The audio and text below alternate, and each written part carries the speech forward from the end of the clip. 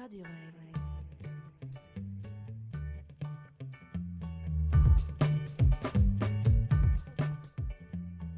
La radio étudiante.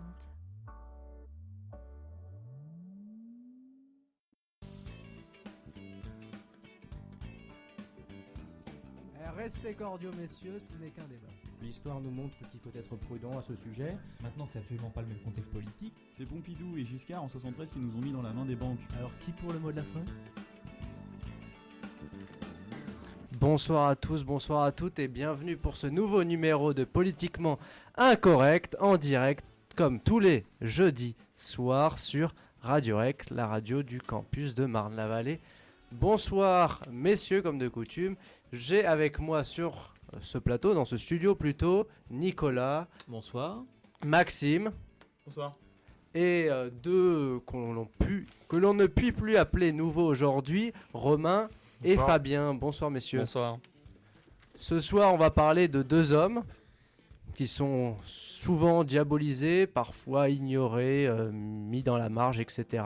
L'un est mort avant-hier, je crois. L'autre est mort il y a de cela bien 60 ans. J'ai l'honneur de vous présenter, si vous ne les connaissez pas, Hugo Chavez, qui porte le même prénom que moi, quel homme, et également Charles Maurras, qui ne porte donc pas le même prénom que moi. Messieurs, on va en discuter pendant une bonne heure et demie de ces deux hommes qui n'ont pas forcément la même idéologie, mais qui ont le point commun d'être souvent critiqués, mis en retrait, mis au banc, etc. de la société. Je sais que c'est un de tes grands combats, Maxime, de mettre en avant ce genre de personnage. Donc ça t'inspire, je suppose.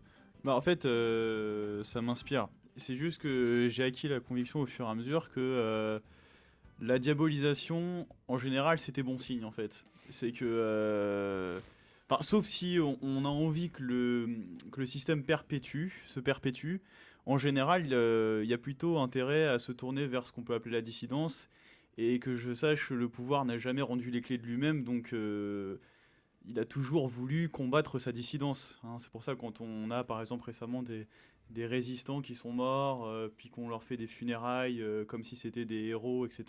Je pense par exemple à Stéphane Hessel, où je dis oui, effectivement, je comprends qu'on le sacralise à ce point, on veut en faire le dissident institutionnel, en disant bon c'est génial, lui alors c'est vrai qu'il a résisté quand même à l'occupant nazi, par contre s'il a combattu sur le fascisme du début du 20e, en tout cas il est passé à mon avis un peu à côté de celui qui nous concerne, puisque tout en pointant du doigt pas mal d'injustices et d'inégalités, certes qu'il faut condamner, les écarts de salaire, les puissances d'argent qui prennent le pas sur le politique et tout, ses solutions pour lui c'était militer pour le Parti Socialiste et être un Européen convaincu, quoi.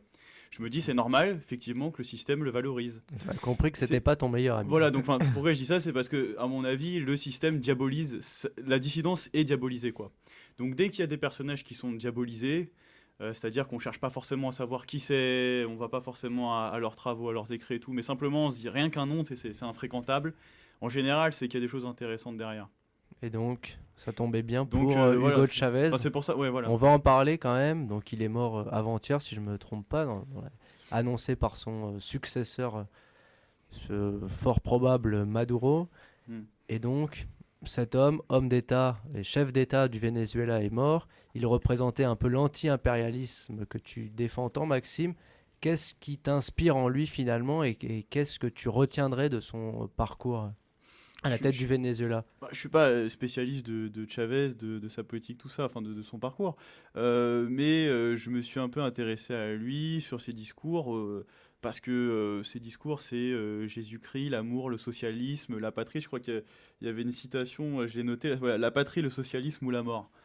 Et je me dis c'est quand même curieux parce qu'on n'arrête pas de dire que c'est un tyran, de dire que c'est un démagogue qui tyrannise son peuple et tout. Et en fait, je vais simplement vous donner quelques chiffres, quoi, si on devait faire un bilan un peu de des années où il a été au pouvoir, donc à peu près 10 ans. Je vous donne là en plus des chiffres qui sont des plus officiels, quoi. Hein, donc par exemple, en ce qui concerne le taux de pauvreté, Quand il est arrivé dans les fin des années 90-2000, le taux de pauvreté était à 51%, et en 2010, il était à moins de 27%. Donc il a été, en gros, disons, divisé par deux. Le taux de pauvreté extrême, c'est-à-dire le pourcentage de population qui vit en dessous de 1 dollar. Alors je sais plus si c'est 1 dollar par an ou par jour. Quelque chose là de très. C'est par jour. Ouais. Alors, non, parce que des fois, c'est vraiment de la pauvreté. Enfin, en tout cas, voilà, les plus pauvres, quoi, où là, on est passé de 25% dans les années 2000 à moins de 8%. Donc là, un truc divisé par 3. Donc, voilà, souvent, on fait des bilans même de nos politiques en France. On a fait la semaine dernière un petit bilan sur la politique de Hollande. Donc, c'est vrai que les chiffres sont parfois assez éloquents. Donc finalement, déjà de ce point de vue-là, je vois pas quelle leçon nos dirigeants ont à donner à Chavez, quoi, là-dessus. Il fait partie de ces leaders, un peu comme Kadhafi d'ailleurs, qui ont utilisé la rente des ressources naturelles qu'ils exploitent, donc là en l'occurrence le pétrole. Ils redistribuent en fait tout cet argent pour l'alphabétisation, pour développer d'autres secteurs comme l'agriculture, justement, et puis tout ce qui contribue à réduire la pauvreté. Donc là, je crois que selon l'UNESCO, l'analphabétisme a été éradiqué. Donc on a au départ un pays qui faisait partie des pays les plus inégalitaires, et aujourd'hui au contraire en Amérique latine ça fait partie des pays les plus égalitaires. Donc là on se base sur les indices, on appelle ça l'indice de Gini, c'est vous comparez les salaires les plus élevés avec les salaires les plus bas, et donc vous pouvez comparer un peu pour les inégalités. Pareil, maintenant on est dans les IDH les plus élevés d'Amérique latine. Donc en somme un bilan quand même sur le plan social positif, quoi, de par les chiffres, en dehors de toutes les polémiques de vue de l'esprit, on pense ceci, on pense cela. Bon voilà, après il y a des chiffres qui parlent d'eux-mêmes. Et puis même sur le plan démocratique, en fait j'ai vu aussi qu'il y avait en fait des mesures, moi j'ai trouvé authentiquement démocratiques, quoi, puisqu'il y a des référendums. Donc plusieurs types de référendums. Donc j'ai noté référendum abrogatoire. C'est-à-dire qu'en fait, c'est ce qui permet... Donc ça, c'est des référendums, ce qu'on appelle des référendums d'initiative populaire. C'est-à-dire que vous avez je crois que c'est 20%, si vous avez 20% de la population qui veut déclencher ce seuil. Donc là, oui, c'est une critique quand même. C'est quand même faut y aller. Ouais, voilà, pour avoir 20%, je crois qu'en Suisse, en Italie, tout ça, on a des 1-2%. Donc ça, c'est quand même une critique qu'il faut apporter. Mais ça a fonctionné déjà, puisqu'il y a eu à mi-mandat, alors je sais plus c'est 2002 ou je sais plus exactement l'année précisément, mais justement ça a fonctionné. C'est un référendum qui a fonctionné, justement. On a proposé à la population un référendum qui visait à sortir Chavez. Et donc je crois il y a 60% la population a refusé. Donc c'est pour dire que ces référendums quand même ça fonctionne.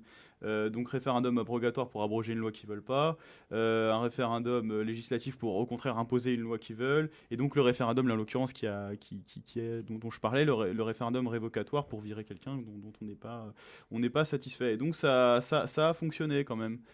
Donc c'est des éléments comme ça factuels.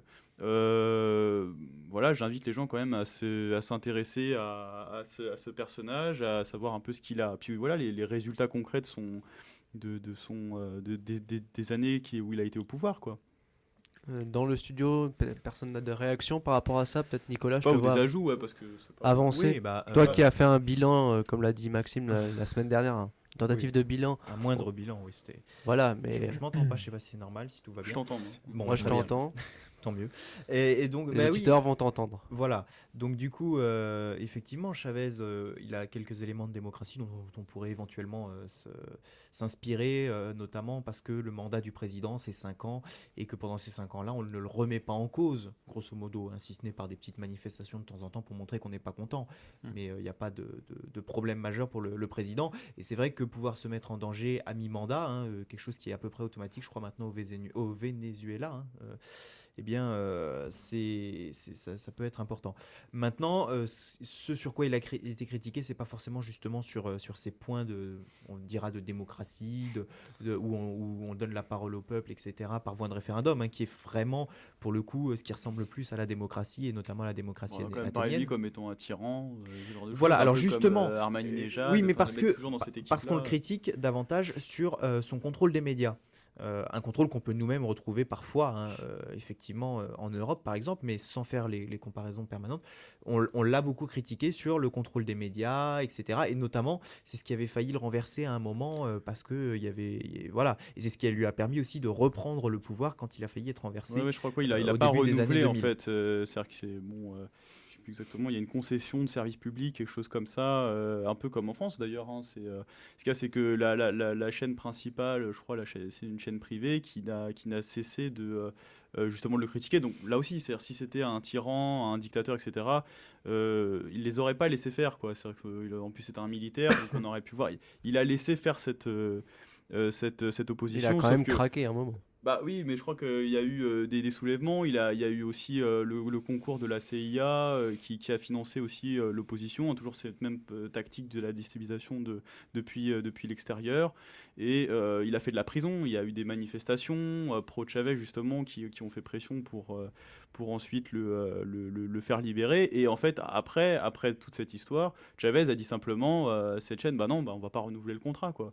Et là, il y a eu beaucoup aussi de désinformation à ce sujet et tout, parce que c'est ça en fait qui s'est passé. Et je crois que par exemple, si TF1 avait systématiquement diabolisé Sarkozy, je suis pas sûr qu'il aurait lui aussi, on l'aurait pas En traité de l'occurrence, ça fasciste risquait pour pas autant, d'arriver, quoi. hein. Voilà, c'est lui aussi, il nommait. Alors je sais plus, il nommait lui-même les patrons de presse à un moment donné. Enfin, à la rigueur, je vois pas trop. On l'a pas, on allait pas le traiter de fasciste pour autant, quoi.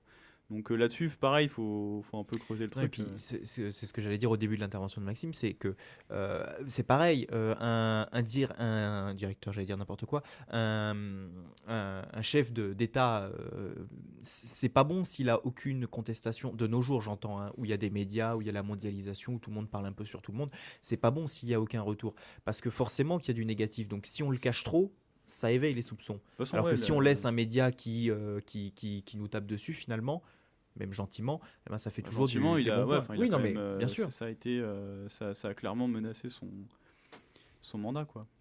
Et laissez parler un peu vos autres collègues, Bien sûr. Romain et Fabien, qui sont un peu timides derrière leur micro. Qu'est-ce que ça vous inspire, messieurs, cette affaire Chavez, si on peut l'appeler ainsi? Bah moi, pareil que Maxime, dès lors qu'on diabolise un personnage, j'ai tendance à m'y intéresser. Je tiens à faire remarquer évidemment qu'on dit de Chavez que c'est un tyran, que c'est une dictature. Mais Faut quand même un peu calmer cela. Moi, j'ai regardé la télé ces derniers jours et c'était quand même assez élogieux, de manière générale. oui, mais mais en même- Parce qu'il vient de mourir. même voilà. le- Il dérange plus personne, quoi, c'est bon. Bah, il y avait Mais quand même des il se voix frotte quand qui- même qui les mains. Il se- faut regarder de temps en temps, la plupart des journalistes dits bien pensants sont quand même assez contents. Je parle notamment d'Aziza, qui est Ouais. un de leurs chefs de file, et il se frotte les mains de la mort de Chavez. Bon, c'était quelqu'un qui dérangeait quand même ce qu'on appelle l'Empire. Donc, voilà. Mais je tiens à faire remarquer que le gouvernement précédent, il a fait une espèce de putsch, en fait, Hugo Chavez, en quelque sorte, je crois. Ouais. Le gouvernement précédent était qualifié de démocratie, c'était une sorte de démocratie libérale, mais quand on regarde les chiffres que nous a apporté Maxime, avec une espèce de bilan, une sorte d'empirisme organisateur d'ailleurs, Mhm. on se rend compte où est la démocratie, enfin, à mon sens, hein, où est la démocratie et où est la dictature. Moi, juste un truc que je voulais dire, c'est quand Maxime a dit que c'était intéressant justement pour les gens de s'intéresser aux chiffres, justement pour juger ce qu'a fait Chavez, ça me rappelle une histoire. Il y avait eu un rapide reportage au JT de TF1, je sais plus il y a combien de temps, mais c'était bien il y a quelques mois, donc quand Chavez était au pouvoir et encore vivant, Bien avec qu'affaibli. avec donc un reportage terrible sur le Venezuela en disant que voilà, sous Chavez, le seuil de pauvreté était de 80%, que la plupart Oui, des je m'en personnes souviens. étaient des Je m'en prostituées, qu'il y avait qu'une ligne de train dans tout le pays et que c'était catastrophique. Donc ils avaient balancé toutes ces infos sans aucun problème. Au JT de 20 Et, heures. au JT de 20h. Hein. Et puis ils ont dû se rendre compte qu'ils ont fait une erreur, j'imagine, parce qu'on va dire que c'était une erreur. Et ils sont bien sûr excusés de cette erreur au JT de la nuit à 2h du matin, je crois, en disant que ah mince, on s'est trompé, en fait c'était pas 80%, mais juste 20% de personnes, quoi. Donc Il est où le ce problème genre de truc assez, Non, assez mais oui, intéressant. mais ça, quoi. j'ai aussi en C'est tête typique, ça. un cas où il y avait un flagrant délit de mensonge médiatique sur une rencontre entre Chavez et Ahmadinejad, qui se rencontraient tous les deux dans cette logique de non-aligné, justement, à cette logique d'empire, donc en gros contre les intérêts américano-sionistes. Et donc, ils étaient à se rencontrer sur ces questions-là. Et moi, j'avais vu, en fait, leurs discours respectifs. Du début à la fin, ça durait à peu près une demi-heure. Il y avait les traducteurs à côté. Bon, alors il y en a un qui traduisait en perse, puis l'autre qui traduisait en espagnol. Et puis, en fait, à un moment donné, Chavez ironise. Il fait de l'humour, quoi. Il dit, justement, il parle de la diabolisation qu'il subit, lui, de la part des médias occidentaux. Il dit, quand on les écoute, c'est à croire. Là, le fait qu'on se soit réunis, jusqu'où, en fait, depuis mon palais présidentiel, il n'y a pas des canons qui sont directement tirés vers Washington, prêts à tirer, etc. Et puis là, là où sont installés tous les journalistes, si le sol va pas s'ouvrir pour laisser sortir une bombe atomique, un peu comme un James Bond ou quoi, et ça fait marrer, ça fait marrer tout le monde. Même Ahmadinejad se décrispe un peu et fait un sourire. Et donc j'ai vu ça parce que justement je suivais assez régulièrement les interventions de Chavez. Et quelques jours après, je tombe sur un truc AFP. Où donc rencontre entre Chavez et Ahmadinejad, donc on voit juste une image, d'abord un plan, on voit Ahmadinejad qui sort de la voiture avec Chavez en habit militaire, donc bon, dans la représentation de l'occidental, c'est bon, c'est agressif, c'est belliqueux, tout ça. Et puis juste de tout ce qui a été dit, il y a eu des passages où Ahmadinejad parlait de l'amour des peuples, enfin des trucs limite on se dit c'est un poète en fait. Enfin je veux dire, on n'est pas du tout dans ce truc Limite un Israël de la bisounours. carte, voilà, Israël de la carte, on n'est pas du tout dans ce truc là. Et ceux qui retiennent du discours, il passe juste ce passage où il y a Chavez qui dit « Nous avons des canons dirigés droit vers Washington. » Paf, et il coupe. Alors que c'était de l'ironie qu'il faisait, c'était en gros il parlait entre guillemets et justement pour se foutre de la gueule de ces médias qui précisément d'ailleurs le diabolisaient. Enfin, ce qui était, c'est pour ça tu parlais d'erreur bien gentiment tout à l'heure. Il y a un niveau de mensonge médiatique, ce qui est à mon avis un signe très bon. C'est voilà, il faut s'intéresser à Chavez. Quand le système, voilà, le système va pas valoriser sa dissidence, c'est scier la branche sur laquelle il est assis. Donc c'est vrai, il y a voilà le dicton, hein, quand tu veux te débarrasser de ton chien, tu dis qu'il a la rage. Voilà, et on a voulu enrager Chavez, ça fait partie de ces dissidents, donc on va avoir un discours plus modéré maintenant parce qu'il est mort, effectivement. Ça sera pareil avec Le Pen, hein, voilà, il y aura à chaque fois des paliers comme ça. Et en tout cas, Chavez, Ahmadinejad, à mon avis, c'est des gens qu'il faut, enfin voilà, il faut sortir de cette propagande médiatique si on veut se faire un avis. Après, si on s'en fout. Bon. Mais c'est pas justement ces rencontres-là avec Ahmadinejad, tu parlais de Kadhafi tout à l'heure, qui nuisent à l'image d'Hugo Chavez aujourd'hui? Bah, ça sous-entend que Ahmadinejad et Kadhafi ont déjà des mauvaises images. Quoi. Sarkozy en a reçu aussi. Hein. Voilà. Ouais, oui, regarde, à la rigueur. C'est mauvais signe en plus. Sarkozy, oui, voilà, c'est Oui, mais le justement, baiser du diable.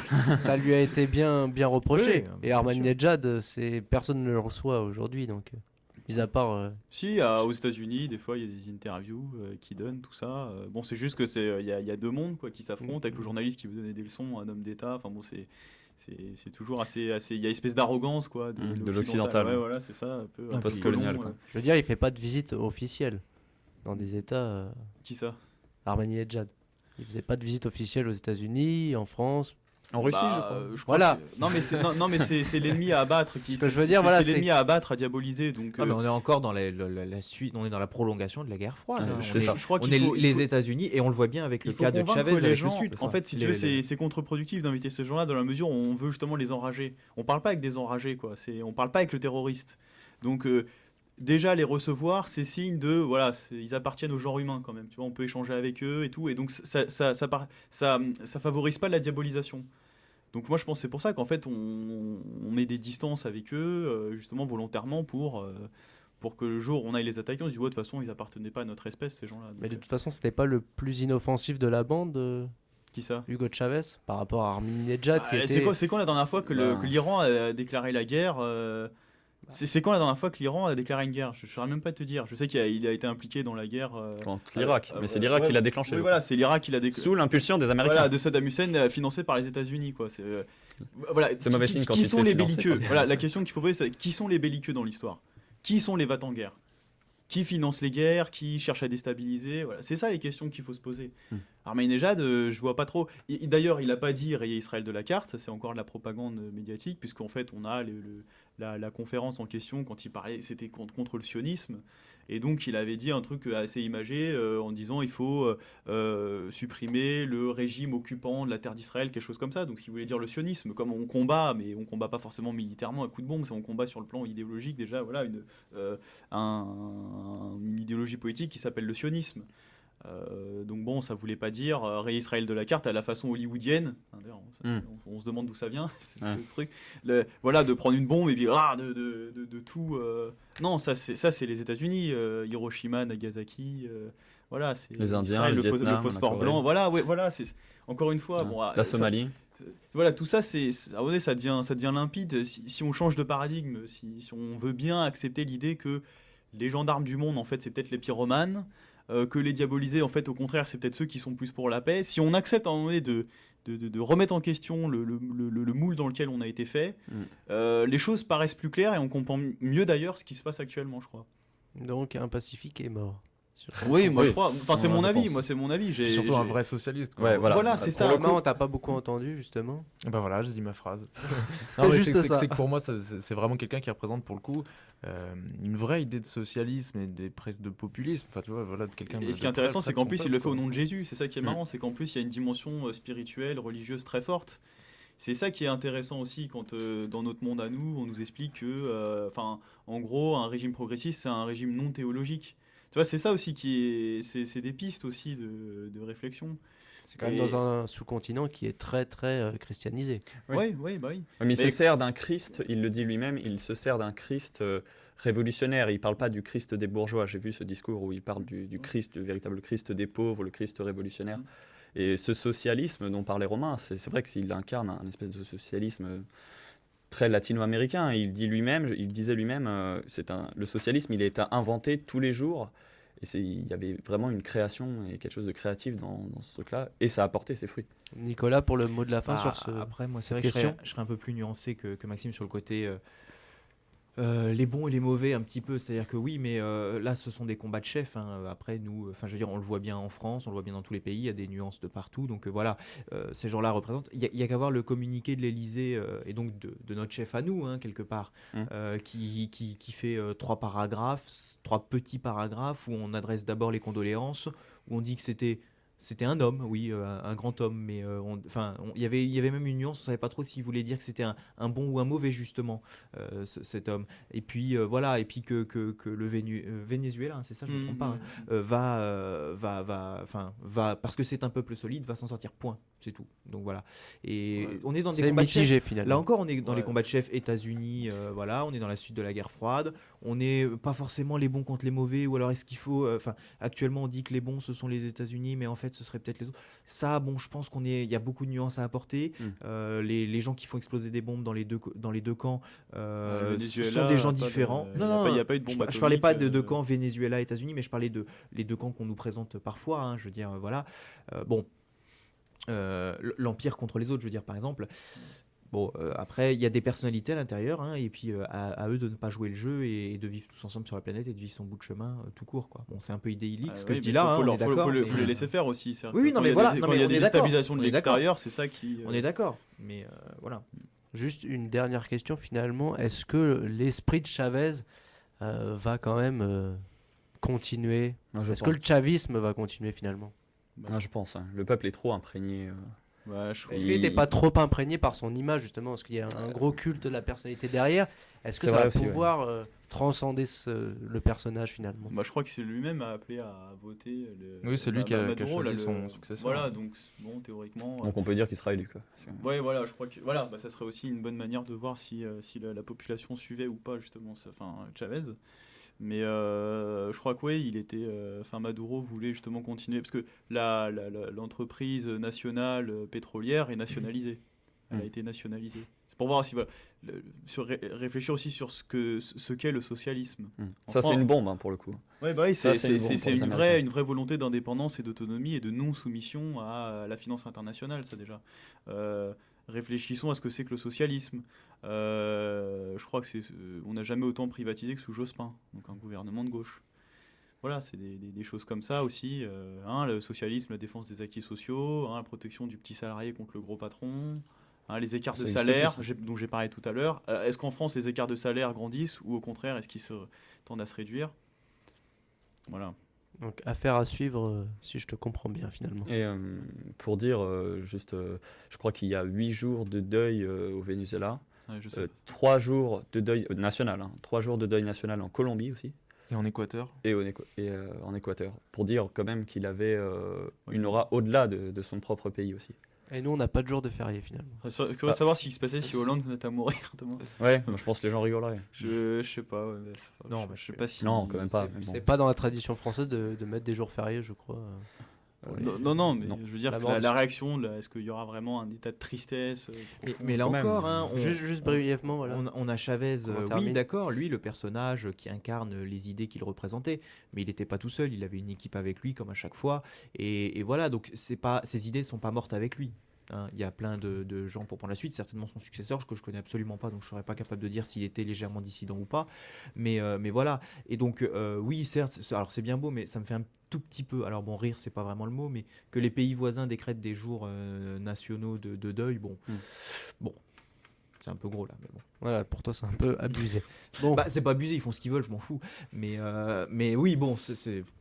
T'aurais pas fait ça, quoi. Non, c'est pas ça, c'est que il est mort, lui. Bon, le personnage, c'est très bien. Enfin, c'est très bien, non, pas du tout. Mais bon, voilà, ça s'arrête là, tu veux dire. voilà. C'est moi N'en qui vais faisons pas m'arrêter plus. là. Voilà. Parce que- Bon, affaire à suivre donc. Et là, on va parler quand même d'une affaire qu'on peut qualifier de classée, puisqu'on va parler de Charles Maurras, qui, je l'ai dit, est mort il y a 60 ans.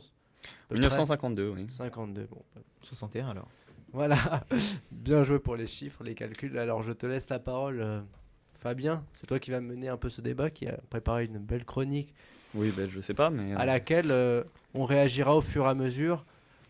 C'est assez dense, c'est pas forcément acquis pour tout le monde, donc il est important d'y aller pédagogiquement, on va dire. Mais c'est pas acquis pour moi non plus. Mais bon, alors C'est oui. pour nous rassurer, ça. Ouais, c'est ça. Alors oui, bon, c'est un autre personnage diabolisé ou occulté carrément, il est presque inconnu du grand public. Pourtant, il a marqué pas mal son époque quand même, le XXe siècle, surtout le début du XXe siècle. C'est devenu une insulte aussi, Maurras, j'ai remarqué récemment.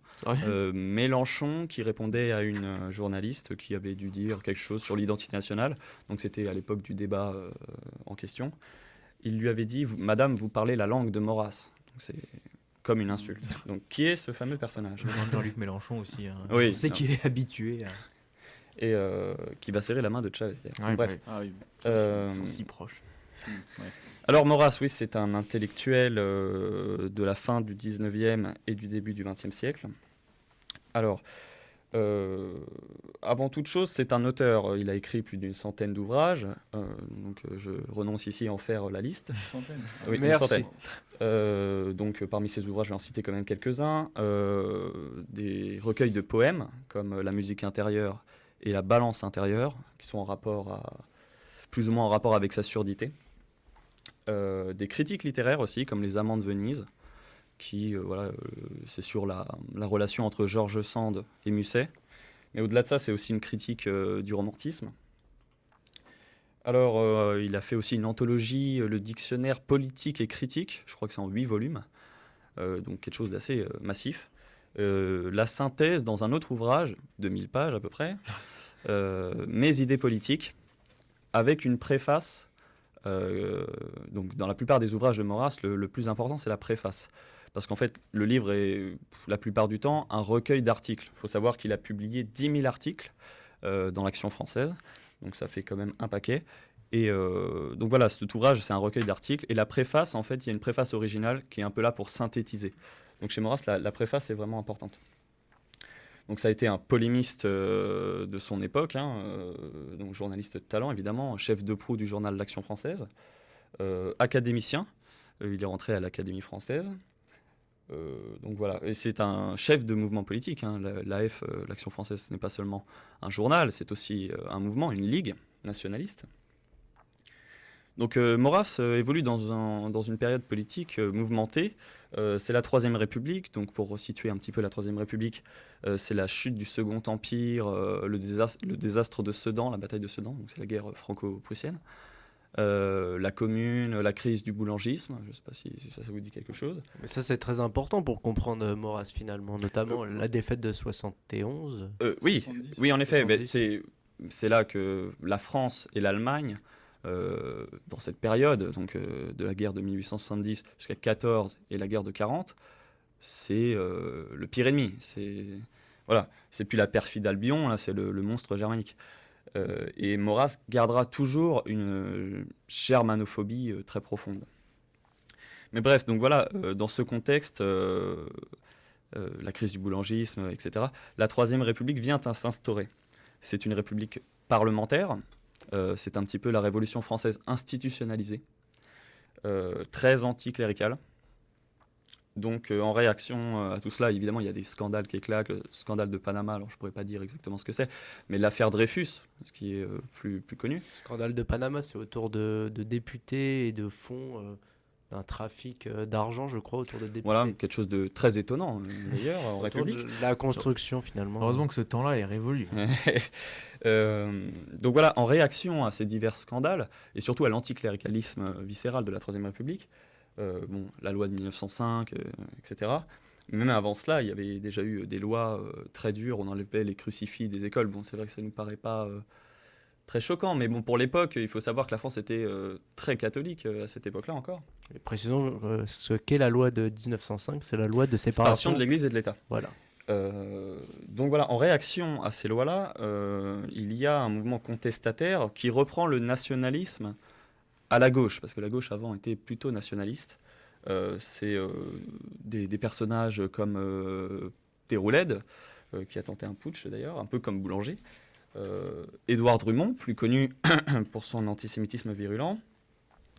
Et Maurice Barrès, qui fondera un petit peu la pensée nationaliste pro-républicaine, si on veut. Donc Maurras arrive un petit peu dans ce contexte-là.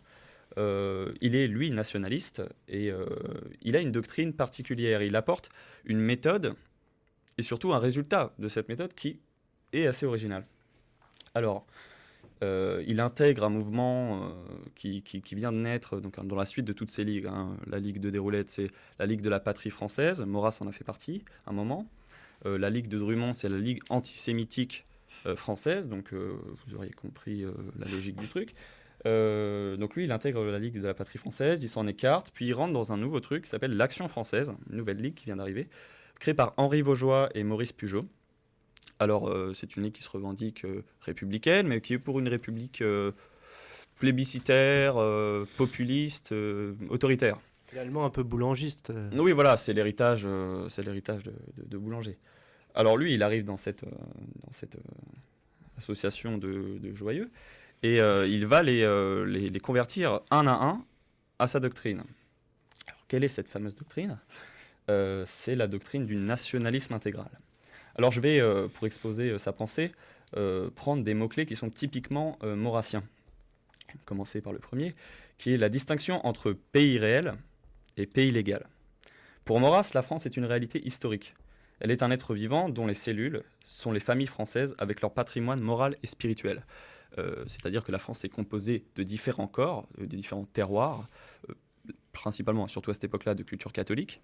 Donc pour lui, c'est ça la France. Le pays légal, en revanche, c'est l'idéologie révolutionnaire, le libéralisme et voilà, la philosophie des Lumières, la République.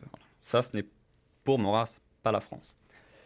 Alors là, on peut faire déjà une première lecture. On voit que dans cette histoire de cellules et de communautés, les communautés françaises, il y a le fédéralisme. Et ça, Maurras porte ça dans son cœur, vu qu'il est régionaliste aussi à la base, il vient de Provence.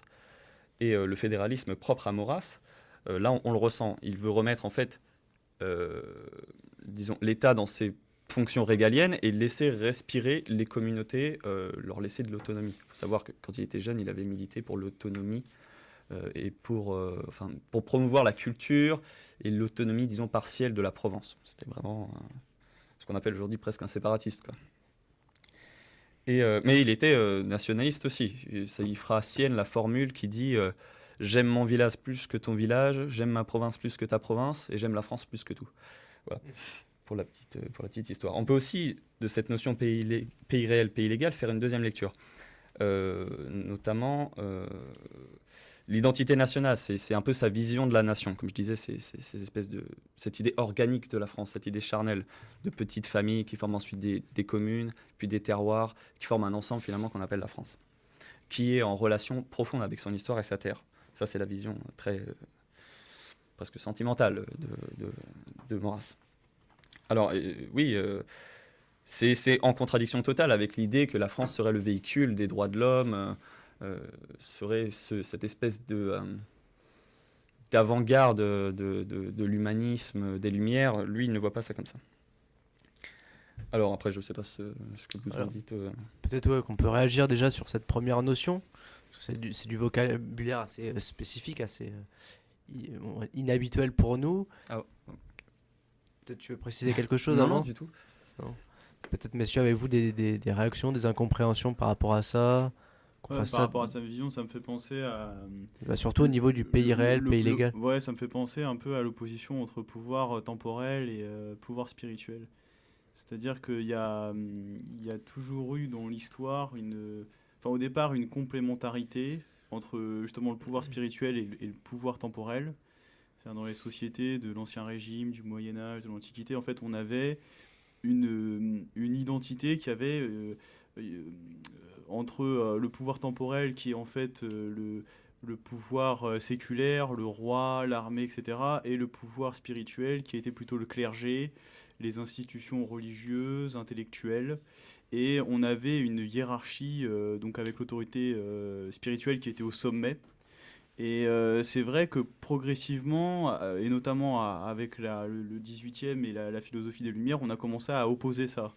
Opposer le pouvoir temporel au pouvoir spirituel. Et on a progressivement en fait, tué l'autorité spirituelle. Et en fait, je crois que Maurras, c'était, comment le décrit Fabien, je crois que justement, il était particulièrement attaché à cet ancrage religieux, à cet ancrage traditionnel. Tout en étant agnostique d'ailleurs. C'est vrai qu'il militait pour la catholicité, mais il n'était lui-même pas croyant. Mais il militait pour ça parce qu'il n'était pas croyant, il était agnostique. Non, mais c'est assez paradoxal quand même. C'est peut-être qu'il pensait... En fait, il a été tiraillé à l'intérieur de lui, ça se retrouve dans ses poèmes. C'est vrai qu'il est tiraillé parce qu'il a un peu... Disons qu'il a envie de croire en Dieu, mais son côté mathématicien, scientifique... Il n'y arrive pas finalement. Il est très basé sur les faits, le réel, c'est presque un scientifique, Maurras. Mais il défendra toute sa vie l'Église romaine, parce que c'est la verticalité, l'ordre... La transcendance. Voilà, la transcendance. Mais tu vois, c'est cette notion de structure finalement qui l'intéresse. Un peu structure d'ordre. Ça, c'est très important pour la pensée maurassienne, c'est l'ordre. Mais pour le coup, tu vois, Guénon était aussi mathématicien et pour autant, ça ne l'a pas empêché de croire. C'était un musulman, donc il croyait en Dieu. Et d'ailleurs, il a essayé de prouver que Dieu existait. Enfin, ça, mais Guénon, c'est un mystique qu'on Maurras a du mal. Mais c'est pour dire que finalement, la mathématique ou la science dure, a priori, n'est pas forcément un obstacle pour tout le monde pour croire. Pas pour tout le monde. Nicolas, tu n'as pas réagi. Oui, moi j'entendais parler de régionalisme et de nationalisme, des notions qu'aujourd'hui on a tendance à remettre en question de façon générale. Hein. Je veux dire, c'est des choses qui sont mal vues. Hein. On le voit notamment lorsqu'il y a quelqu'un qui vient parler de ces notions, on le catalogue tout de suite d'extrême droite, etc. Fascisme, Hitler et compagnie. Non, mais voilà, les anathèmes. Je caricature, hein, mais voilà. Et pour dire que ça va très vite. Voilà, non, mais tout à fait. Hein, il suffisait voilà, dès qu'il y a une citation de un tel qui a été plus ou moins vilipendé, comme dit souvent Marc, marqué voilà, et bien tout de suite voilà, et alors c'est encore pire quand c'est un proche de Marine Le Pen, etc. Là comme ça, la boucle est pauvre Le Pen qui a cité Robert Brasillac, et voilà, c'est à ça que je faisais allusion, je me souvenais plus de qui elle avait cité. C'était son père, son père, ouais. Oui, voilà, c'était son père, pardon, c'était son père, mais elle s'en était défendue dans une de émission, c'est pour ça que je disais ça, et son père avait notamment cité un poème, donc voilà, un poète finalement. Bon, maintenant qu'il y avait des idées, et tout de suite les médias s'en sont emparés, et notamment les contradicteurs de Marine Le Pen et de Jean-Marie Le Pen. Pour le coup, il y a été assez fort. Robert Brasillon qui était collaborationniste, donc quand même. Oui, Oui. il a été Bon, il fusillé a été à après la la Le guerre. Pen, il a été à la Le Pen par provocation, je pense. Voilà. Et du coup, non, ce que je voulais dire, c'est que, donc, contrairement aux idées reçues, tant que quelqu'un défend ses idées de vouloir rester, et notamment, on peut comprendre, hein, je veux dire, aujourd'hui, on préfère, enfin, il n'y a qu'à voir dans le sport, hein, on préfère la France aux autres nations, sauf certaines personnes qui se donnent un style. Mais voilà, quand on est né en France, qu'on a tout jeune, voilà, par exemple, nous, qu'on a eu l'équipe de France en 98, etc., on a tendance à vouloir qu'un Français gagne dans un combat, que ce soit du judo, que ce soit de l'athlétisme, que ce soit de la natation, du foot et compagnie. Donc vraiment dans toutes les... Voilà, c'est ça, hein, c'est un peu le chauvinisme, etc. Maintenant, voilà, tant qu'il y a de la tolérance, qu'il n'y a pas de violence dans ces combats idéologiques, il n'y a pas de problème. Voilà, il faut éviter juste l'extrémisme. Et c'est souvent pour ça d'ailleurs qu'on dit que ces mouvements, on les met en marge, etc. C'est parce qu'on dit, ouais, mais regardez, il y a des extrêmes. Forcément qu'il y a des extrêmes, mais il y a des extrêmes partout. Il y a des extrêmes dans ceux qui défendent ces convictions de régionalisme, de nationalisme. Il y a des gens violents partout, mais il y a des gens qui veulent faire juste montrer leurs idées. Peut-être que c'était le cas Maurras, je ne le connais pas particulièrement, mais voilà, pour dire qu'on a tendance à cataloguer des gens, notamment de les rapprocher aujourd'hui de ce qu'on appelle l'extrême droite, sans pour autant qu'ils aient été des méchants, comme d'ailleurs on parlait sur le débat précédent de Chavez. Voilà, il n'y a pas les gentils et les méchants d'un côté et de l'autre, il y a des gens qui sont plus ou moins attirés vers des idéologies, vers des concepts, etc. Et c'est ça qui fait le monde d'aujourd'hui et qui fait qu'on s'entretue tous à débat idéologique. Romain, toujours sur cette notion de pays réel, pays légal. Ouais, bah, moi je sais que, bon, par exemple, Maurras, avant que Fabien m'en parle, moi j'en avais pas entendu parler, donc ouais, comme tu dis, c'est bien quelqu'un d'occulté. Enfin, en tout cas, moi, on a tous fait les mêmes études et j'avais jamais entendu parler de Maurras. Il fait peut-être partie un petit peu du programme, je sais pas moi, de troisième, première, voilà, troisième, mais autour bon, de c'est l'affaire très Dreyfus, vite, en seconde Ouais, mais maintenant, c'était sûrement autour de rapide, l'affaire hein. Dreyfus, voilà, on en parle vite fait quand on parle de l'émergence des médias à cette époque-là et autour de l'affaire Dreyfus. Et moi, cette idée de pays réel, pays légal, moi je sais que c'est un truc qui me plaît bien, parce que c'est vrai que aujourd'hui, là, en ces temps où on essaye en permanence de un peu nous distiller cette idée d'humanisme et de trucs global, d'appartenance au monde avant d'appartenir à un pays, un peu voilà ce truc, bah vraiment pour le coup le mondialisme un peu amalgamant, quoi, qui fait un peu une bouillie de tout, et tu vois, c'est un point comme tu disais, quoi, du coup un peu de mélanger toutes les cellules qui font un tout et d'en faire une bonne petite bouillie grise. Moi, c'est un truc qui me plaît parce que pour moi, de plus en plus, les gens se sentent d'abord citoyens du monde avant d'être quoi que ce soit d'autre.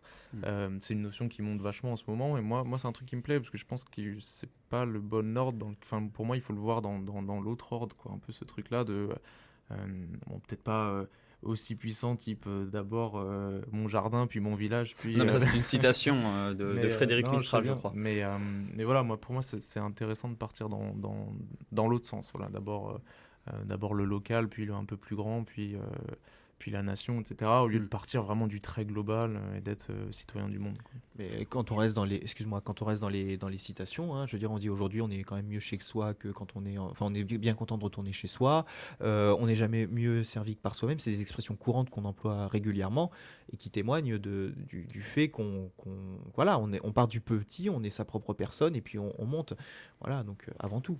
Moi, je pense justement que là, on nous donne les éléments, enfin, qui sont les raisons de la diabolisation de Maurras. C'est que justement, il peut nous donner les outils, il peut nous donner des pistes de réflexion qui nous permettent de lutter contre le mondialisme. Et le mondialisme, c'est justement cette religion moderne, quoi, qui vise, comme le précisait Romain, à effectivement détruire, alors que justement c'est le côté pervers, c'est qu'elle prétend justement défendre la richesse culturelle, l'enrichissement, etc. Alors qu'en fait, au contraire, c'est le métissage forcé et le mondialisme, voilà, qui en est la composante, quoi.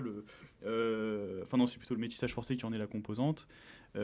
Vise en fait à faire une espèce de bouillie grise, comme tu le disais, donc créer une population homogénéisée. Et c'est vrai qu'il y a qu'à se rendre dans les différentes capitales européennes pour voir qu'en fait tout ça s'homogénise, qu'on se sent partout à peu près aux mêmes endroits.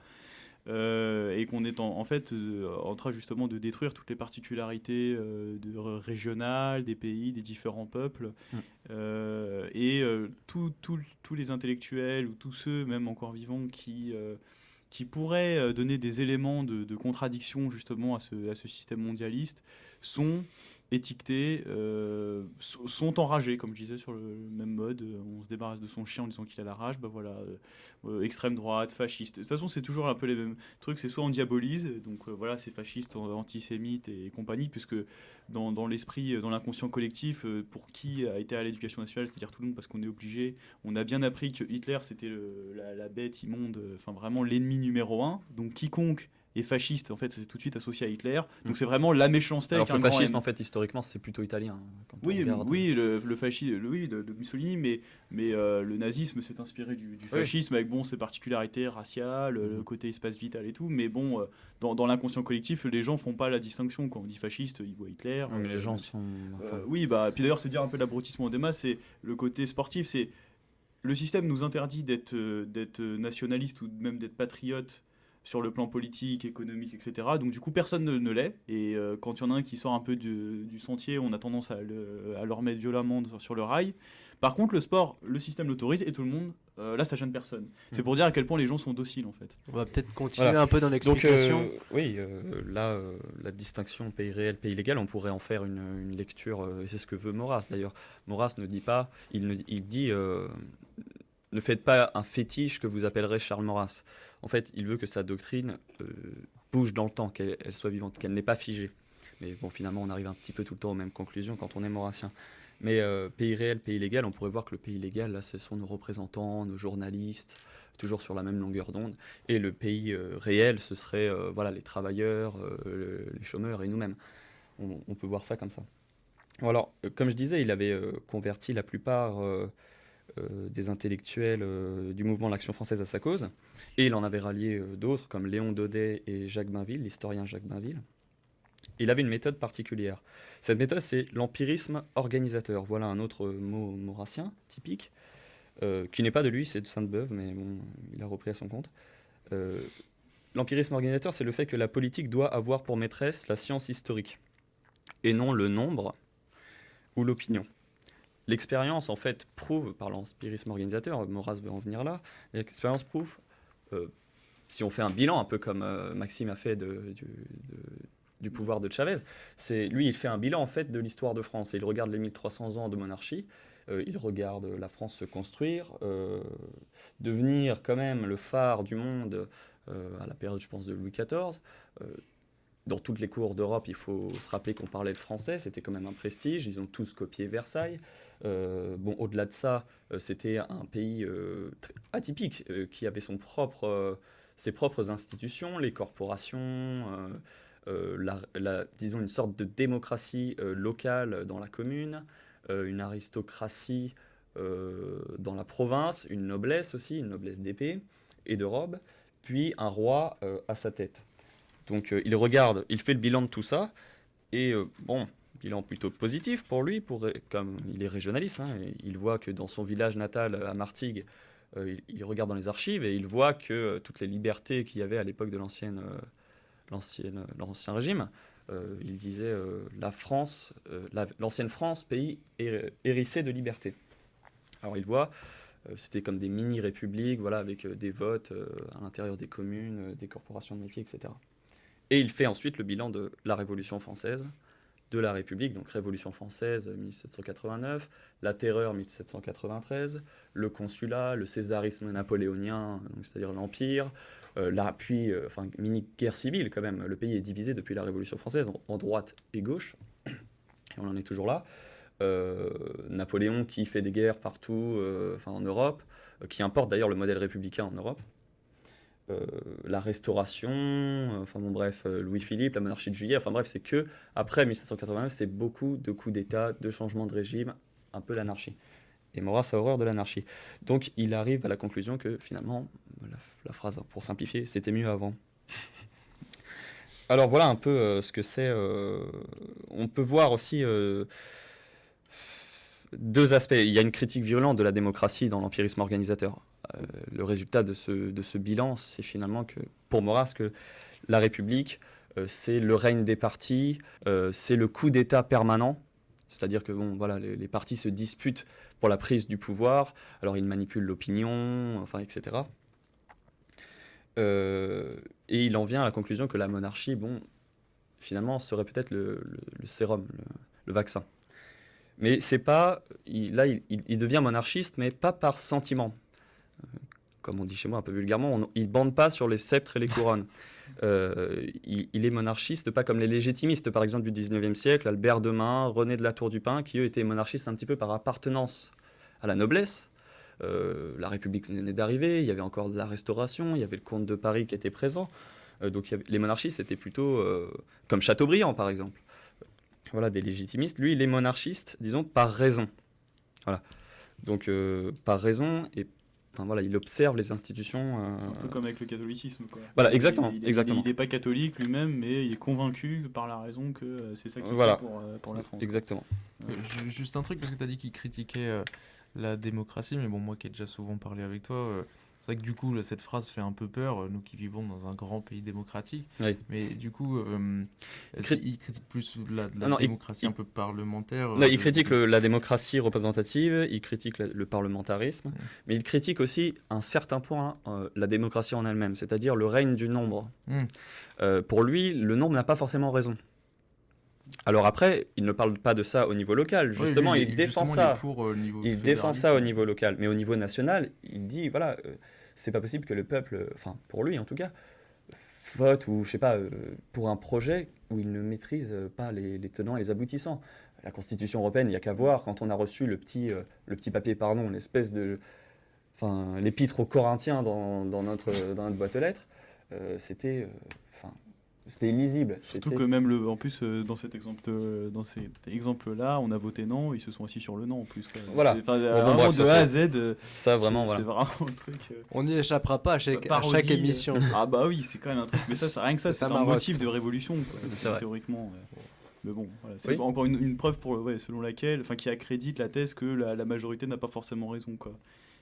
Bah oui, en plus la majorité est liée Hollande. En plus. C'est qu'il y a des sujets qui nous touchent facilement et il y a des choses qu'on ne peut pas maîtriser, quoi. Donc c'est pas bête de voir de la démocratie au niveau local, mais pas forcément au voilà, niveau, lui, il est... Moi, j'allais dire, est-ce qu'on a vraiment besoin de ces échelons supérieurs, nation, Europe, etc. Enfin, Europe aujourd'hui, mais la question n'était pas à l'époque, mais ces échelons très importants. Oui, est-ce que voilà, supranational. Voilà, non mais c'est ça. Nicolas, oui. Enfin, pour moi, je trouve qu'effectivement, il y a peut-être des choses qui pourraient se gérer plus localement. Alors, c'est vrai que j'ai l'habitude de parler local, mais non, c'est très bien. pour le coup, c'est vrai qu'on peut se poser la question. Mais donc, pour une suppression de l'autorité je générale dis pas ou pour pas, une suppression, finalement mais on devrait se poser la question. Voilà, est-ce que la sécurité, c'est à se gérer au niveau national? C'est des questions qui, à mon avis, ressortent de ce que Fabien dit, ou alors je n'ai pas écouté comme un futur maurassien. Qu'on rééquilibre un peu les pouvoirs. Qu'est-ce qui est du ressort de la commune, qu'est-ce qui est du ressort de la région, de la nation. Mais là encore, en parlant de maurassien, c'est vrai, je fais juste une parenthèse, c'est des idées que tout le monde peut avoir ou ne pas avoir, etc. Voilà, bon, on se réfère à Maurras, mais comme on peut se référer à plein d'autres, bon là on parle de Maurras, donc voilà. Mais vous voyez, dans les médias, on fait tout de suite, ah tiens, un futur machin, Là, bon. Oui, alors que tu seras un maurassien fédéraliste. Je serai juste moi et mes idées, et qui seront d'accord sur la démocratie locale. Qui ne seront pas toutes d'accord avec Maurras, qui auront certains points communs avec lui peut-être. Voilà, comme aujourd'hui on n'est pas forcément totalement de gauche ou totalement de droite. Je veux dire, est-ce que quelqu'un peut dire ah ouais, je partage entièrement l'opinion de François Hollande sur tous les sujets? Non, parce que chacun a sa particularité. Donc voilà, c'est juste pour faire cette petite parenthèse. Bien sûr qu'on est contraint à dire ah bah oui, il y a le bloc de l'Ouest, le bloc de l'Est, il y a la gauche, il y a la droite, mais bon.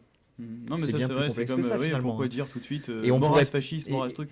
Et pour terminer la boucle, excuse-moi, c'est juste, voilà, on pourrait pas faire un JT de 25 minutes si on s'amusait pas à mettre les gens dans des cases, parce que ce serait pas possible de dire telle chose et telle chose. On est obligé de, pour éviter de passer des heures à expliquer la situation du monde, on est obligé de mettre les gens dans des cases et de faire des trucs comme, voilà, aujourd'hui ce qui s'est passé dans le pays, mais ça s'est pas passé dans le pays, ça s'est passé à des petits endroits du pays. Juste rapidement, Maxime. C'est vrai que c'est difficile de catégoriser comme ça, surtout quand c'est des intellectuels. Donc là, en l'occurrence, Maurras, en plus, il nous a dit, il a fait plus de 1000 ouvrages. Donc c'est-à-dire qu'il a une pensée complexe. ça fait partie de ces auteurs très difficiles en fait à cerner, puisque déjà pour ça, il faudrait avoir lu tous leurs travaux, machin. Donc c'est pour ça que là, il y a vraiment un excès à vouloir balayer d'un revers de main, dire non, bah non, Maurras, non, un tel, non, non plus. Bon, voilà, c'est remettre un petit peu de mesure et de nuance là-dedans, quoi. Dépassionner le débat. Enchaînons. Maintenant, je crois que c'est la notion de nationalisme intégral qui Oui, alors peut être expliquée. là pour le coup, c'est une notion qui est assez connue de Maurras. On dit le théoricien du nationalisme intégral. Alors, je tiens à faire ce point, évidemment, je ne vais pas parler pendant 3 heures du nationalisme intégral, parce que c'est très simple finalement. Il faut l'expliquer. Il faut l'expliquer. Alors, on parle de nationalisme intégral, mais Charles Maurras a un problème avec les adjectifs, je pense. Mais voilà.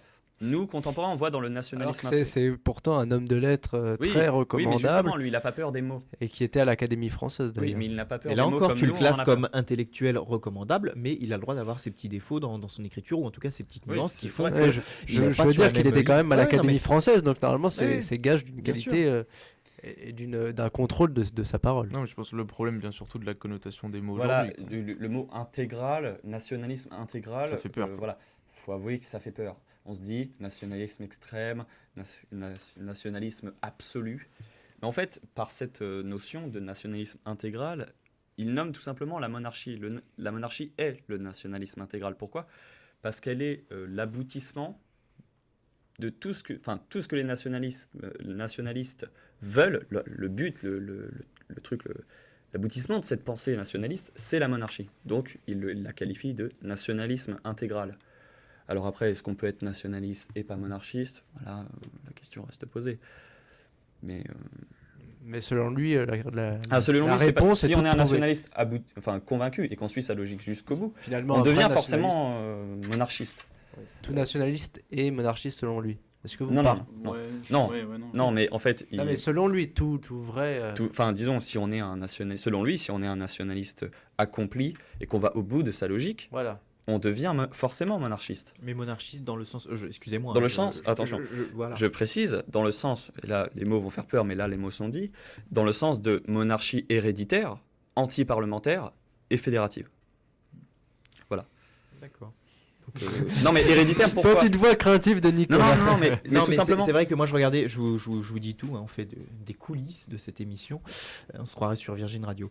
Non, je regardais la monarchie, donc le pouvoir d'un seul, quand on la résume très Très simplement, collège. c'est un Mais, truc qui me fait peur, moi. Non, mais ça bon. n'existe pas. En fait, c'est le roi en ses Oui, c'est comme la démocratie. c'est ça le n'existe peuple en pas. ses États, le peuple en ses États, le roi en ses conseils. Le roi n'est pas tout seul. Le roi, c'est pas le mec avec la petite couronne en triangle qui fait je veux un gâteau. C'est pas ça le roi. Le roi, Surtout que si vous voulez qu'un gâteau. Et puis il c'est faut vrai. savoir qu'il faut quand même que le roi est éduqué depuis sa plus tendre enfance. Il n'a pas choisi d'être roi d'une part. Il n'y a qu'à voir Louis XVI qui dit avec sa femme Marie-Antoinette « Ah mon Dieu, qu'est-ce qu'on va devenir ? On a à peine 20 ans. » Et c'est une lourde responsabilité. On devient tout de suite père de la nation. On a le poids de tous ses ancêtres sur les épaules, mais aussi du peuple. Et puis après, il y a les armées, etc. Mais aussi, il apprend à être roi depuis sa plus tendre enfance. Louis XIV a eu déjà une expérience politique à l'âge de 14 ans. Il a connu la Fronde. Bon, ça se répercutera après sur sa vie privée, mais bon, ça c'est autre chose. Enfin, voilà, le roi n'est pas tout seul à décider. Évidemment, sur certains sujets, il tranche. Mais quelqu'un peut lui proposer une loi. Il y a aussi les États généraux. L'assemblement des États généraux, ça existe depuis le Moyen-Âge. Donc il y avait des parlements aussi en Ancien Régime, hein, c'est pas la monarchie absolue, c'est au sens absolu, ça veut dire sans lien, si tu veux, sans lobby qui chuchote aux oreilles, ah, tiens, fais un petit truc. Non, là, monarchie absolue, en fait, sous Louis XIV, ça veut dire sans lien extérieur. Mais il n'est pas tout seul, il avait toujours des ministres et conseillers, Richelieu, tous ces trucs-là. Qu'on décapitait si besoin était quand même. Qui ont été quoi ? Que l'on pouvait décapiter si besoin était. Ah bah pour haute trahison, c'est nécessaire, j'ai envie de dire. Sarkozy, quel aurait été le sort de Sarkozy sous la monarchie ? Je pense que, bon, voilà. Il serait plus de ce monde, mais bref. Mais peut-être qu'on pourrait insister sur la notion d'hérédité. Mais En c'est la faisant clé. des recherches, j'ai vu qu'il insistait beaucoup là-dessus. Oui, justement, et là je vais en revenir là-dessus, parce que je me suis un petit peu écarté, mais la notion d'hérédité, c'est souvent le problème. Les gens font « Ah, monarchie, oui, pourquoi pas, c'est vrai, mais héréditaire, quand même, pourquoi pas moi ?» Alors d'une part, en tant que Maurassien, on dit pourquoi pas toi? D'une part parce que bon, ferme-la, t'es pas légitime. Mais bon là c'est un petit peu rapide. Hein. Mais pourquoi justement? Mais c'est la clé parce qu'en fait, la critique de la démocratie, disons la démocratie représentative et de la République que fait Maurras, c'est le règne des partis et le coup d'État permanent, ce qui fait qu'il n'y a plus de stabilité. La France n'a plus de destin stable. Si tu veux, regarde, il n'y a qu'à regarder les lois qui sont votées puis abrogées parce que là c'est encore aggravé avec le quinquennat. Oui, Voilà, on n'a pas le les temps gars de sont en voir si, campagne présidentielle permanente. Ils ne s'occupent pas du pays. Ils sont là Ouais, non. pour leur On carrière. n'a pas le temps de voir Parce si que- les lois de Sarkozy auraient fonctionné, vu qu'on est déjà passé à Hollande et qu'il a tout chamboulé. Faut Enfin, préciser- non, C'est mais- ça la Il faut République. préciser quand même que le coup d'État permanent, c'est une notion de François Mitterrand qui qualifiait l'action De Gaulle, hein, qui utilisait le plébiscite à foison et qui disait justement c'est un peu un coup d'État. Non, mais mais Oui, c'est non, vrai mais que il faut c'est savoir une que guerre c'est intestine. pas une notion de François Mitterrand, c'est une notion de Charles Maurras. C'est peut-être parce que François Mitterrand a été camelot du roi dans sa jeunesse. je sais pas. C'est peut-être possible. Enfin, ce que je veux dire, c'est qu'il en a fait un bouquin ça. de ce nom-là. Oui, ça c'est vrai, il a été camelot du roi dans sa jeunesse. Il a été aussi médaillé de la Francisque par le maréchal Pétain. C'est vrai. À noter, mais bon, c'est pas un drame, hein, forcément. On y reviendra justement sur le maréchal Pétain. Mais je suis pas sûr que tous Oui, les ça, ce sera adhérents sur du la- Parti sur la- socialiste le savent, quoi, c'est ça. Oui, non, mais socialiste, il y a beaucoup de socialistes et de gens de gauche qui sont tombés dans la collaboration aggravée. Par exemple, Jacques Doriot, qui était, je crois, un deuxième du Parti communiste. Qui Oui, est voilà, il devenu, était pas Bah là, ouais, c'était Marc qui avait lu la Simon Epstein. Bah, Non, mais- Marc, il aurait pu en Alors parler de ça. voilà, on peut revenir pour nos auditeurs, leur signaler une chronique qui a été faite la saison précédente sur justement le livre de Simon Epstein qui s'appelait Le paradoxe français, je crois, et qui parlait des collaborateurs qui n'étaient pas forcément ceux que l'on croyait et justement des résistants qui n'étaient pas non plus ceux qu'on Bah, croyait. du coup, je crois que c'était justement dans les rangs de l'Action française. Oui, les premiers résistants. résistants sont. Alors, selon Simon Epstein, C'est ça. c'est, je crois, les premiers résistants sont en fait des juifs qui voyaient bien que le projet hitlérien leur était hostile et des nationalistes issus pour la plupart des rangs de l'Action française, justement, qui sont rentrés parce que Maurras était très germanophobe et l'Action française était très très germanophobe et limite belliciste envers l'Allemagne.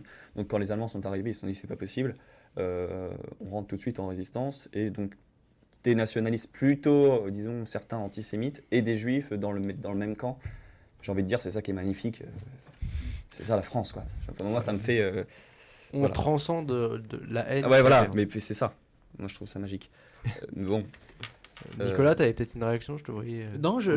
je sais pas si tu avais fini sur l'hérédité, parce que c'est vrai que ça m'intéresse, puisque a priori c'est quelque chose qui me ferait peur, bien qu'effectivement ça permet d'éviter toutes les velléités qu'il y a autour aujourd'hui du pouvoir. Hein. C'est ça. Une fois Les qu'on a, ambitions, une ça. fois que on peut pas choisir puisque Ah, c'est héréditaire, mais il y a bien sûr de toute Il y a quand façon. même la notion des haines dans la famille. Oui, non, et puis voilà, Ça et puis existe, hein. il y a tous ceux qui vont Oui. tourner autour du pouvoir et qui finalement auront aussi du pouvoir, donc ça n'empêche pas cette idée-là. Donc finalement, on peut Oui, mais ça s'interroger l'amoindrit. sur- Et surtout que le projet national reste sur une durée.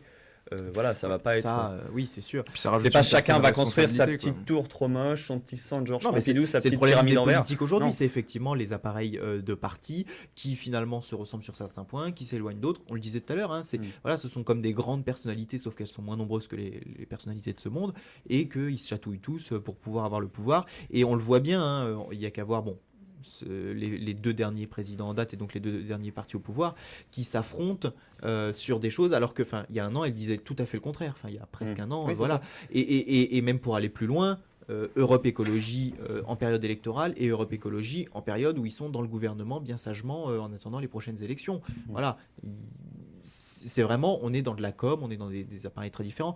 Maintenant, je suis pas sûr que Et on l'était l'hérédité. déjà à l'époque de Je suis Maurras. pas sûr que enfin moi l'hérédité c'est un truc qui ne me plaît pas comme ça, c'est pas un concept. Mais qui me finalement, plaît. c'est ça le Mais bon. sérum pour Maurras, c'est ça vraiment le vaccin. Mais voilà, à si ça. c'était ce qu'il disait. Alors, mais il n'y a pas donc l'hérédité, ça te fait peur parce que le pouvoir est inaccessible, il sera toujours dans les mains. Oui, machin. c'est antidémocratique Ouais, mais, et quand on est. Voilà, opère, fait un empirisme organisateur et regarde l'histoire de France.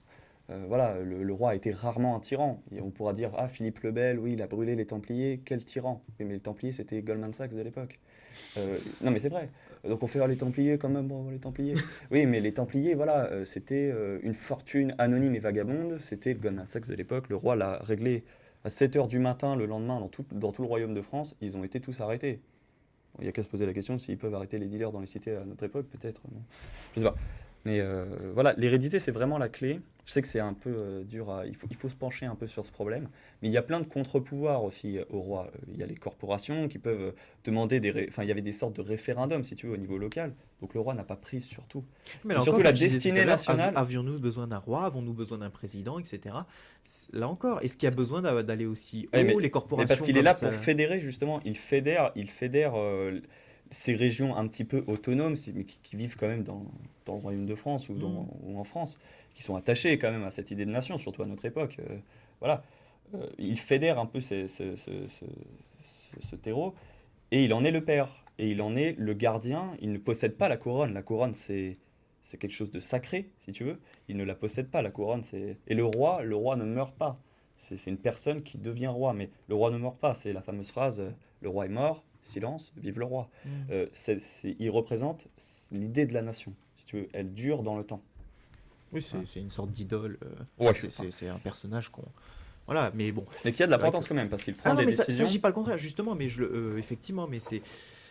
Oui, c'est particulier. Bon, on va peut-être enchaîner voilà. maintenant aux dernières notions. Oui, c'est une notion C'est exposé. assez. Oui, c'est une notion maurassienne typique qui va faire parler, je pense. C'est la politique naturelle et l'inégalité protectrice. Alors ça, Mais déjà, c'est pas très vendeur comme truc. oui, c'est pas très vendeur, mais bon, Maurras, c'est pas sexy. Contrairement à la logique rousseauiste, Maurras ne réduit pas les faits. Il ne réduit pas les faits. Il n'a pas recours à un hypothétique état de nature pré-social pour fonder les droits d'un citoyen imaginaire. Comme Aristote, il constate la nature sociale de l'homme, d'où découlent les autorités naturelles. Par exemple, il prend souvent l'image du père, l'amour. Il pense que le gouvernant agit, il part avec un préjugé, il faut l'avouer, mais il pense que le gouvernant agit dans le bien du gouverné. Donc il part avec un a priori positif quand même. Oui, Et déjà. c'est l'amour, il prend souvent l'image du père dans la préface de mes idées politiques, donc la politique naturelle. C'est la métaphore du petit poussin, bon je la connais pas par cœur, mais bref. C'est l'amour gratuit et sans contrepartie des parents pour l'enfant. Voilà, c'est comme ça qu'il voit l'autorité et qu'il voit l'ordre. Ça serait un peu le bon Voilà. père du peuple. Oui, enfin, ça, Ça, c'est pas oui, Staline, ça c'est connoté. petit, Ouais. le petit père des peuples. Ouais. Ouais. Voilà, je sais pas si Maurras aurait été d'accord, mais oui. Non, mais je veux dire, c'est cette image-là. Donc, Oui, c'est cette image-là. est-ce que c'est bon signe C'est ça que je veux dire derrière.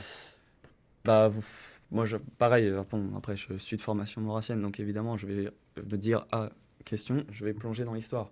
Et je regarde et je me dis, bon, bah, finalement, oui, c'est bon signe. Est-ce que, voilà, selon Maurras, la France a perdu sa tête à la Révolution française. Et Donc elle a perdu la raison. Elle a perdu la raison. Le peuple est divisé, droite-gauche. Ah non, t'es un fasciste. Ah non, t'es un communiste. Ah, enculé de bolchevique. Ah nanana. Bon, excusez-moi, mais voilà, on est tous divisés. Le père est socialiste, tatati, tatata. Enfin bon, voilà, les débats politiques n'en finissent plus. On n'avance pas. Voilà. Pour Maurras et pour les Maurassiens en règle générale, il faut un ordre, il faut une tête à ce corps qu'est la France. Donc lui, finalement, le débat, c'est le désordre. Non. C'est Il en a fait du l'impression, débat. finalement. Non, pas ça. Mais si tu veux, il faut avouer quand même que le peuple est divisé. Ça, on ne peut pas le nier. Et il y a une lutte des classes. La lutte des classes, c'est quelque chose de typiquement révolutionnaire. Ça n'existait pas avant. C'était une société d'ordre. Il n'y avait pas de classe.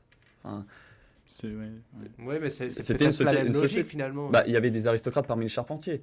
Les charpentiers étaient des aristocrates. Enfin, pas des nobles.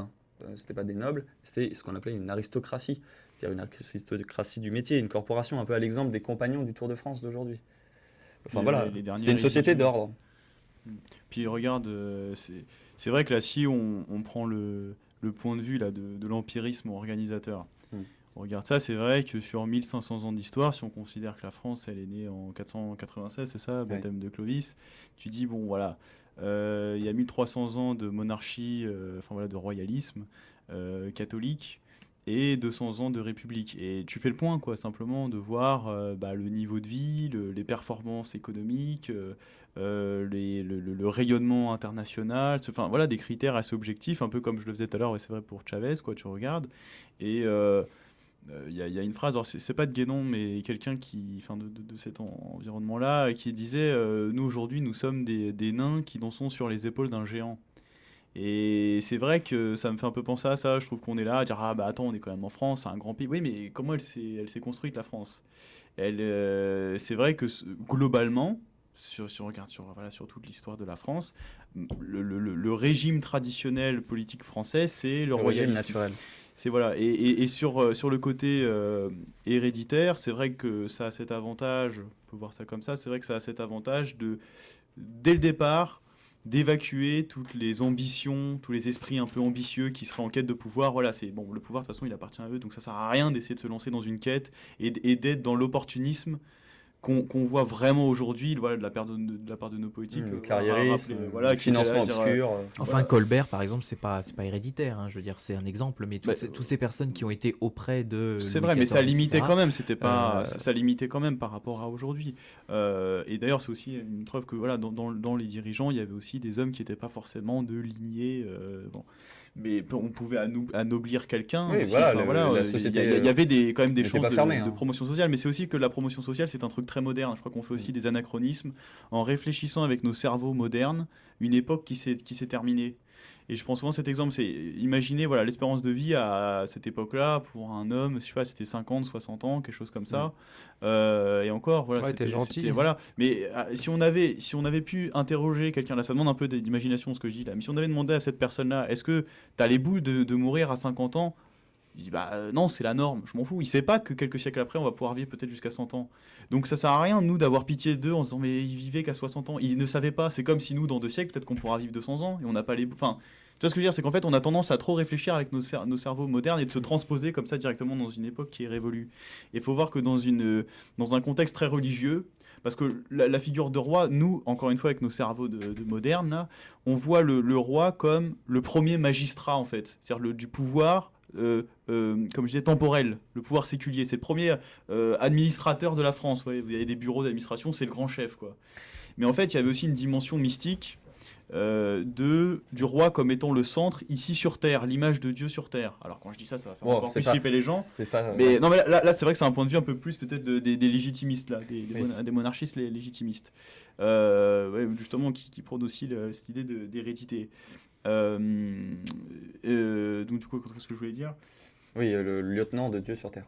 Ouais, que du coup c'est l'image nous aujourd'hui on peut pas considérer ça, c'est complètement éloigné de nos considérations, tu vois.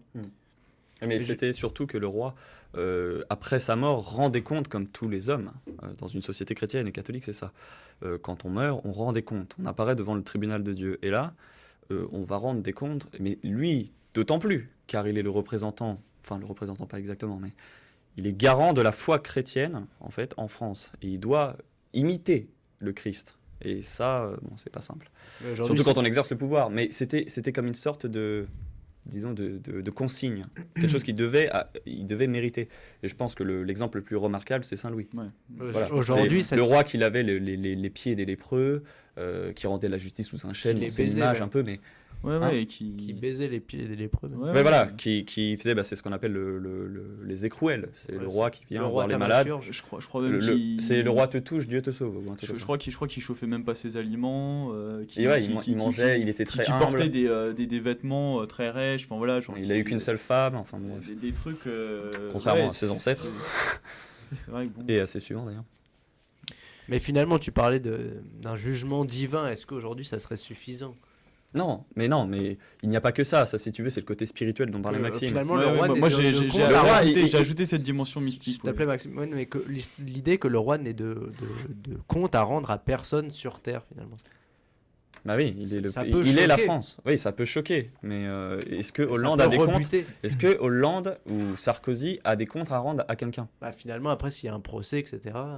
Ouais, mais est-ce qu'il il est à l'exercice du pouvoir. Quand tu as un roi qui est là de façon héréditaire, il est là avec tout un héritage qui vient de toute sa famille. Il a une grosse responsabilité sur ses bras. Sarkozy a eu des comptes à rendre, il n'a pas été réélu, par exemple. Mais bon, Ouais, mais pour Ouais, moi, Pour je toi, pense c'est que ça les comptes à rendre finalement. Ça en fait partie, il y en a plein. Hein, Je pense que il a un pour conseil moi, constitutionnel qui est là pour vérifier ce qui est pris par le gouvernement.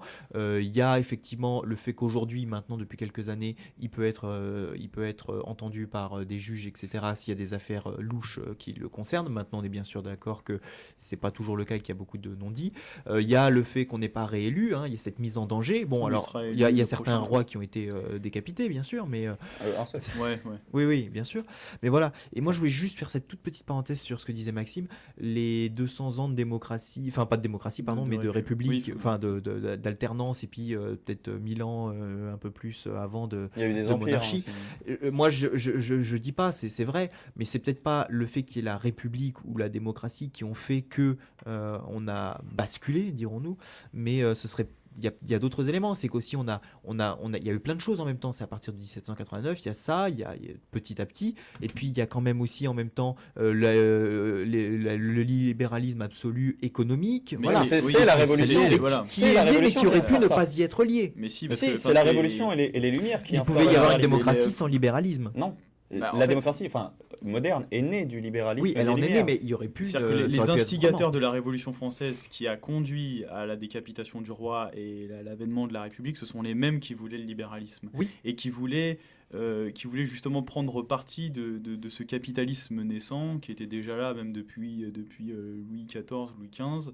Et qui finalement n'est pas donc une nouveauté de la Non, mais démocratie. c'est-à-dire que cette C'était époque-là, une ça a très quand même révolution largement industrielle. enrichi le pays. Je veux dire, Louis XIV, vraiment, la France, je crois, était au sommet de son rayonnement international. Bon, à part les dernières années de son règne qui ont été difficiles, mais bon, aussi pour d'autres raisons. Il y a eu des crises aussi, Des hivers très rudes. voilà, des hivers rudes, etc. C'est-à-dire que c'est un capitalisme qui encore sert, parce que moi je suis pas à tout bout de champ, enfin je veux dire contre le capitalisme, c'est juste ce capitalisme qui sert des intérêts Exacerbé, quoi, et dont les bénéfices en réalité sortent de l'intérêt du peuple, quoi, c'est ça. Voilà. Par exemple, voilà, Chavez, qu'il soit capitaliste aussi, l'argent, la rente revient après au peuple. Bah voilà, c'est un Par système exemple. économique qui peut fonctionner. Par exemple, pour faire Fabien, oui. un exemple de on peut pas toucher au roi s'il fait quelque chose qui nous plaît pas. Et bah, par exemple, Louis XI, donc c'est à la fin de la guerre de 100 ans, hein, on sort de la guerre de 100 ans, c'est la guerre entre le duc de Bourgogne, Jean sans peur ou quelque chose comme ça. Enfin bref, il a fait une loi qui était particulièrement impopulaire parce qu'elle a coûté très cher en impôts, etc. Il a fait un énorme système routier en France. Ah, c'était plus ou moins impopulaire, il fallait payer 2 fois plus d'impôts, etc. Les gens n'étaient pas au top. Mais seulement, bon, il est mort, mais ça a permis, dans les années suivantes, quand il y avait une région qui était en famine, que l'hiver avait été trop dur, une autre région pourrait importer, si elle avait du surplus en nourriture, importer de la nourriture dans cette région qui en avait besoin. Voilà, et ça leur a bien servi dans le futur, finalement. Donc voilà, c'est ça aussi qu'on peut voir avec le recul. Et attends, du coup, je me souviens du truc, parce que tout à l'heure, j'avais perdu mon fil, et ça, je me rappelle ce que je voulais dire. C'était, parce que je parlais de pragmatisme, là, c'est quoi, d'empirisme organisateur, et dire, sur ce mode d'organisation de la société qui est pyramidal et qui finalement a fait ses preuves, je me dis aussi qu'actuellement, ce mode de gouvernance, si je puis dire, est toujours appliqué dans le monde de l'entreprise. Oui, voilà, oui. C'est ça aussi que je voulais dire, c'est que toutes les entreprises, elles sont régies de cette manière-là, c'est-à-dire pyramidal, hiérarchique, avec un PDG, et en fait, après, voilà, c'est sous-chef, et puis on descend, et la masse, on la trouve tout en bas, quoi. Et justement, c'est pour dire que c'est encore appliqué, et que c'est comme ça que les entreprises, elles aussi, prospèrent. Et bien souvent, le PDG, elles se le transmettent de monarque de père son en fils. entreprise. Et d'ailleurs, oui, les entreprises se transmettent de père en fils, c'est vrai. De moins en moins finalement. Oui. Bah oui, parce que Une c'est- logique égalitariste, certainement. C'est... Mais Ouais. si, Je sais pas le exactement. capitalisme familial. Je sais pas, parce que je trouve que, non, je pense qu'en fait, Mm. l'égalitarisme Allez, dans le monde de l'entreprise, je pense que c'est du théâtre. Et que de toute façon, enfin, les entreprises réellement, les puissances d'argent vraiment dominatrices, ils se mettront pas à l'égalitarisme ou à la parité je ou pense ce genre de trucs. Je pense que ça, c'est pour les gueux. Voilà, Bon, revenons un peu à Maurras si Pour nos vous, PME. si vous Oui, le voilà, voulez c'est bien. ça, je pense que c'est ça. On va parler peut-être de... Juste, moi je voulais évoquer un truc, je sais pas si tu comptais l'évoquer, parce qu'on s'approche de la fin Oui. de l'émission, et je voulais parler un peu de son rôle avec Pétain, Alors, notamment son arrivée qu'il qualifie de divine oui, surprise. c'est la fameuse phrase. Alors, en fait, La phrase qui fait jaser. oui, la phrase, voilà, c'est là Là, c'est bon, Maurras est condamné à vie. Mais alors, C'est peut-être pour ça qu'il est diabolisé. je vais tenter de Il y a peut-être l'expliquer. une bonne raison. Déjà, le maréchal Pétain en lui-même est diabolisé, alors que les Américains ont beaucoup soutenu le maréchal Pétain, alors qu'ils en avaient, entre guillemets, rien à faire de Gaulle. Ils comptaient, après la libération, mettre Pétain au pouvoir. C'est une petite, c'est à savoir. Donc, oui, la divine surprise. Alors, en fait, l'action française a toujours été germanophobe, on en a parlé. Elle l'a toujours été, surtout Maurras. Donc voilà, c'est la défaite. Pour Maurras, la République évidemment est responsable de la défaite. Hein, il va pas changer son fusil d'épaule. Et bon, voilà, elle n'a pas armé à temps, etc. Les accords de Munich. Bon bref, je suis pas spécialiste de cette période. Mais Pétain arrive, voilà, et la France est coupée en deux. Il y a la zone occupée et la zone libre. Et lui, il considère ça comme une divine surprise, d'une part parce que bon, Pétain n'est pas vraiment d'action française, mais il a certaines idées. Voilà, il va bannir 1789. Le régime de Vichy, c'est quand même les principes de 89 sont complètement balayés. Il y a une presque, bon, ça a duré 3 ans, mais il y a une presque renaissance des corporations. Donc, il n'y a pas, je suis désolé, ça va choquer nos auditeurs, mais il n'y a pas que du mauvais. Dans le maréchal Pétain, il a quand même fait les chéquiers pour les femmes, la fête des mères, bon, ça c'est pas grand-chose, mais les caisses de retraite ou des choses comme ça, bon, ça peut servir. Mais sinon, voilà, il voit en lui une divine surprise parce qu'en fait, pour lui, enfin Maurras, qui commençait peut-être à être un peu âgé, pensait que Pétain était le bouclier qui nous permettrait de réarmer la France, entre guillemets, plus ou moins en secret, pour relancer la guerre, en fait, et être mieux préparé. Voilà, en fait, c'est comme ça que Maurras C'était le moins pire, quoi, en gros. Oui, c'était un peu ça. Donc, ouais. finalement, lui, il voyait un agenda caché derrière le maréchal Pétain. Mais en fait, beaucoup de personnes soutenaient le maréchal Pétain. La France entière a soutenu le maréchal Pétain, il faut le savoir, parce qu'elle pensait justement que De Gaulle était l'épée et Pétain le bouclier. C'était ça la grande phrase de l'époque. Lui était anti-gaulliste. Oui, il était anti-gaulliste. Alors Donc, que gaulliste finalement, d'ailleurs, De Gaulle était maurassien Mais de il soutenait formation. pas l'épée, donc il se Non, mais parce qu'en fait, il pensait, bon, il a quitté le pays, c'est un traître. Et Maurras a toujours dit, justement pendant cette période, en 1942, donc là on voit bien où est son côté. Il dit contre le clan des Yes et contre le clan des Ya. C'est-à-dire qu'il est ni pour les Anglais, ni pour les Allemands. Il reste maurassien, il est pour la France. Voilà, donc c'est très franco-français. C'est vrai que bon, le régime de Vichy, ça lui a paru quelque peu en accord avec certaines de ses idées. Il pensait peut-être après que, je sais pas, Pétain allait restaurer la monarchie ou j'en sais rien. Mais bon. Parce que c'est vrai qu'à cette époque-là, il a soutenu aussi Mussolini, Franco. Ah non. Moi, c'est ce que j'ai pu lire. C'est que Franco peut-être, mais Mussolini non. il était. Je vais essayer de retrouver dans mon carnet rapidement ce que disait. Bon, c'est possible. Tu me diras sans ouvrage, c'est possible. Voilà, en tout cas, il a soutenu Franco, là tu me l'affirmes, et surtout Salazar, qui oui, bien sûr. lui se réclamait du courant de Maurras. Ah oui, mais Salazar qui a dirigé le Portugal jusqu'en dans les années 70, je crois. Ouais. Voilà, mais Franco aussi dans les années 70. Le régime de Franco. Des régimes assez autoritaires qui ont marqué l'Europe du Sud. Oui, mais Maurras c'était lui quand même pour une autorité et un ordre. On a évoqué ce sujet. Mais évidemment, il a soutenu le régime de Salazar. Pourquoi ? Et de Franco parce qu'il remettait le catholicisme en valeur. C'était un régime presque monarchique finalement. Donc lui, ça lui convenait assez. Et puis après, voilà, il faudra peut-être voir ce qu'a fait Franco en Espagne. Là, je sais pas, je suis pas un spécialiste du franquisme, mais il faudrait peut-être voir. Moi, je sais pas du tout. Donc toi, ça te choque pas plus que ça? Non, mais moi, plus rien ne me choque maintenant. Mais après, messieurs, par rapport à ça, alors, par exemple. Contrairement, effectivement, là où. Ce qui peut quand même influencer sur l'image qu'on a de lui aujourd'hui. On dit 1789, effectivement, c'est une révolution bourgeoise, finalement. Ça, bon, on n'a pas trop de mal à le montrer. En revanche, en ce qui concerne l'Espagne, l'Italie, que je ne connais pas particulièrement, hein, mais dans ce que j'en ai entendu parler, l'Espagne, le Portugal, l'Italie, là, on est quand même sur des soulèvements plutôt populaires. Contre des dictateurs, je ne sais pas si c'est le mot, mais voilà, contre des gens qui les ont terrorisés quelque part. Alors est-ce que c'était un effet de masse ou est-ce que c'était vraiment fondé, je ne sais pas. Mais voilà. Donc en Espagne, il n'y a pas eu de révolution. Non, mais je veux dire, les gens quittaient le pays pour aller dans d'autres pays parce qu'ils ne pouvaient plus supporter la présence de Franco ou de Salazar. Mais ça dépend de quel point de vue on se peut. Non, mais bien sûr. Non, mais voilà. Donc là, effectivement, il a été controversé là-dessus, certainement, Maurras, pour avoir soutenu des régimes qui n'ont pas été populaires en France. Qui n'ont pas Mais été là, il finalement n'a jamais- démocratiques. Ouais. Du point de vue français, bien sûr, oui. Bah, Ça, du point de vue Non, espagnol et- oui, non, mais et non, parce portugais que, aussi. oui, mais parce que depuis le début de l'émission, je prône le fait qu'on a un point de vue spécifique qui est celui dans lequel on s'inclut. Donc, du point de vue Bah, français, oui. Moi, je peux pas parler du point de vue américain. J'en sais rien, je le connais pas. Je ne le suis pas parce que, encore une fois, je ne considère pas tout le monde comme.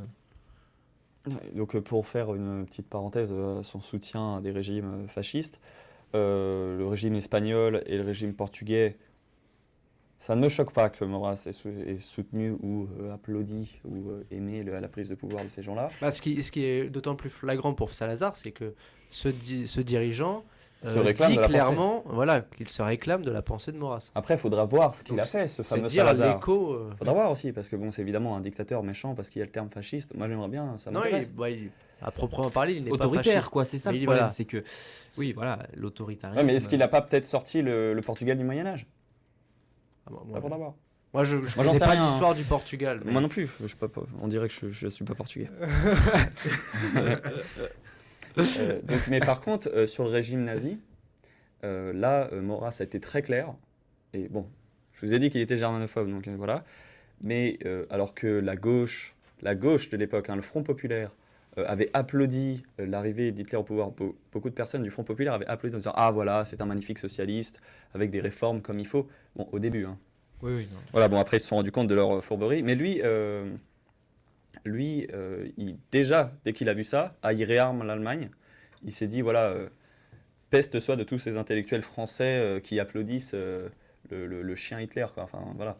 Et donc, il n'a pas collaboré, disons, avec Vichy. Mais là, pour faire une parenthèse et pour finir, je pense, donc pendant l'occupation et la zone libre, Maurras a fui avec, disons, la presse, le mouvement du journal, pour faire survivre le journal, à Lyon. Mais comme le Figaro aussi. Le Figaro, je crois, était aussi en zone libre. Il continuait à publier, enfin, à sortir son journal. Beaucoup de militants d'Action française, dont Pierre Boutan à l'époque, sont allés le voir et ont dit « Ouais, sabordez le journal, venez avec nous à Londres et tout ». Parce que là, les Allemands allaient rentrer en zone libre. Et il y a, je crois, Maurice Pugeot qui arrive dans le bureau et qui dit « Ah non, mais vous pensez, nos abonnés, que va-t-on faire ?» Voilà, donc ils sont restés un peu l'épicerie. Mais si tu veux, après, il a été jugé donc, à la Libération pour intelligence avec l'ennemi et condamné, je crois, à la peine de mort, mais c'est le général de Gaulle qui lui a mis En prison tout cas, à perpétuité. Voilà, il a eu la perpétuité. Voilà, oui, parce que bon, général de Gaulle avait quand même pas de la sympathie pour Maurras, mais il avait appris limite à lire dans l'Action française, donc jusqu'en 1938, il lisait l'Action française. Bref, et donc il a été accusé d'intelligence avec l'ennemi, ce qui est quand même une forfaiture. Ça dépend après s'il voyait le maréchal Pétain comme l'ennemi, effectivement, il Oui, le bah voyait voilà, de c'est temps en temps. peut-être ça. Oui, mais l'ennemi c'est l'allemand. Enfin, Bah, l'ennemi, c'est aussi l'italien. ah oui, C'est mais aussi bon, le l'italien, il s'en français. ouais, mais non, mais pour lui, Finalement. justement, il ne supporte pas cette idée de division ou, enfin, je sais pas si.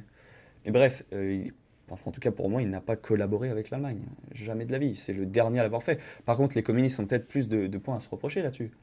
Enfin, bon, là, je lance peut-être un petit pic, mais il faut savoir que quand il y a eu c'est le pacte d'acier, non, c'est pas ça. C'est pacte germano-soviétique. Voilà, les communistes ne sont pas rentrés en résistance. Par contre, Étienne Dorve. Le général de Gaulle, le colonel Rémy étaient tous d'Action française, ils sont tous rentrés en résistance. Et là, on rappelle quand même l'émission où on avait parlé du paradoxe français de Simon Epstein. Donc il y a du bon et du mauvais à prendre, évidemment, chez Maurras. Mais voilà. Et pour être complet, ce que je disais sur Mussolini, donc j'ai retrouvé les notes, c'est-à-dire que Maurras, personnellement, lui, était favorable à une entente avec Mussolini, voilà, donc un accord de paix finalement. Et c'est l'Action française qui a applaudi Mussolini et Franco quand ils sont arrivés au pouvoir. Voilà, pour être tout à fait clair sur ces points-là. Ok. Mais après, pour se replonger dans cette époque-là, il faut comprendre que, comme disait Maxime, avec nos esprits de moderne, c'est, enfin moi, ma grand-mère par exemple, ou les anciens, quand on les écoute, ils nous disent souvent, ouais, tu connais pas, enfin t'as pas connu cette période. C'est vraiment une période particulière. Il faut savoir que la plupart des gens soutenaient le maréchal Pétain. Puis après la libération, tout le monde là, voilà, tout le monde a tourné sa veste, tout le monde est devenu résistant. Je t'écoute, les gens, ils ont tous un grand-père résistant. Bon, c'est un peu là aussi un paradoxe, que ils étaient très peu nombreux au début. Donc bon, je crois que c'est une période, la guerre, Et puis On a du mal à comprendre avec nos yeux, enfin presque. même tout le XXe siècle est une période Ouais, très compliqué. Ouais. Il est mort de quoi, Maurras? Il est mort. Il est mort en prison. Il a passé 1/10 de sa vie en prison. Bon, Ah oui, pas donc en fait, forcément à la fin. Il a été, Non, il a été en prison avant, dans un hôpital, perpétué. Oui, mais enfin, il est mort jusqu'au bout, incarcéré, quoi. Il a été libéré peu avant sa mort. Oui, bon, enfin, Oui, mais voilà. oui, il a été libéré Il a pour été- aller dans l'hôpital. Il a quoi. été libéré, puis il est mort quelques mois après. Il Parce qu'on n'était sent- pas, il était pas jugé innocent. Il était, Non, voilà, il a était été- toujours coupable quand il a été libéré. Il a été, que je retrouve, pour pas dire de bêtises pour finir, voilà, il a été gracié en raison Gracié quand même. Ah oui. Voilà, Ah. pour des raisons de santé finalement. D'accord. Ah oui, d'accord.